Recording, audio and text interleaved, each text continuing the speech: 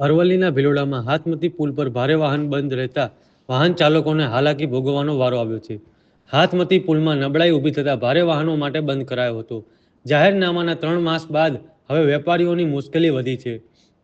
ભિલોડા વેપારી મંડળ ટ્રાન્સપોર્ટના વેપારીઓ મામલતદારને રજૂઆત કરી છે. ભારે વાહન બંધ થતા શિક્ષણ, વેપાર, બાંધકામમાં મુશ્કેલી આવી રહી છે. અન્ય વૈકલ્પિક વ્યવસ્થા ન કરાતા વેપારીઓમાં રોષ જોવા મળી રહ્યો છે. ભારે વાહનનું અન્ય ડાયવર્ઝન 100 કિમી લાંબુ હોવાનું વેપારીઓ દ્વારા કહેવામાં આવ્યું છે. 2 દિવસમાં વૈકલ્પિક વ્યવસ્થા નહીં થાય તો બજાર બંધ રાખવાની વેપારીઓએ ચીમકી ઉચ્ચારી છે.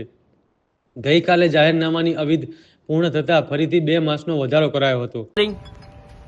આજે મામલતદારશ્રીને ભિલોડા હાથમતી બ્રિજ જે બંધ કરવામાં આવ્યો છે એ અનુસંધાને પ્રથમ વખત આવેદનપત્ર આપ્યું હતું. આજે બીજી વખત આવેદનપત્ર આપેલ છે.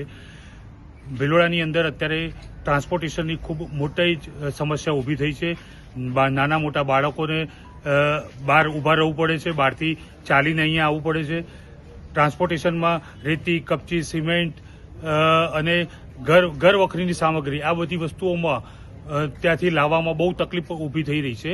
આવા સંજોગોમાં આજે બધા વેપારીઓ ભેગા થયા હતા અને વેપારીઓ નક્કી કર્યું છે કે 3 દિવસની અંદર આનો કોઈ ઉકેલ નહીં આવે તો બજાર સંપૂર્ણપણે બંધ કરી અને સરકારશ્રીમાં આની રજૂઆત કરવામાં આવશે.